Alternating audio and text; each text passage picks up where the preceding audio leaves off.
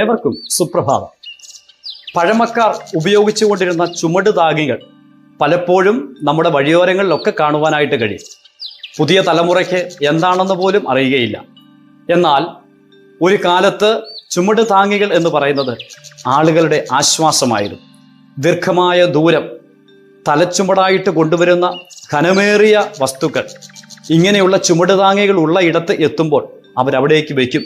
അതിനുശേഷം അല്പസമയം വിശ്രമിച്ചപ്പോൾ വീണ്ടും അത് അവിടെ നിന്നും എടുത്തുകൊണ്ടുപോകാനുള്ള സൗകര്യാർത്ഥമാണ് ചുമടുതാങ്ങികൾ ക്രമീകരിച്ചിരുന്നത്.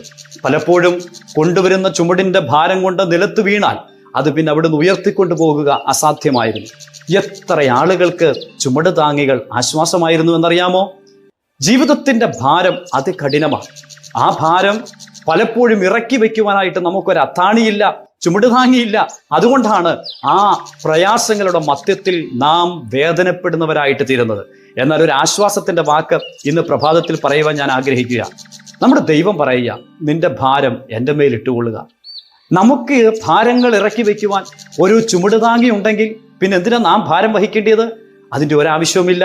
ഇന്ന് പ്രഭാതത്തിൽ നിന്റെ ഭാരം യഹോവയുടെ മേൽ ഇട്ടുകൊള്ളുക എന്ന സങ്കീർത്തനക്കാരൻ്റെ വാക്ക് പ്രചോദനവും ബലവുമായിട്ട് തീരട്ടെ.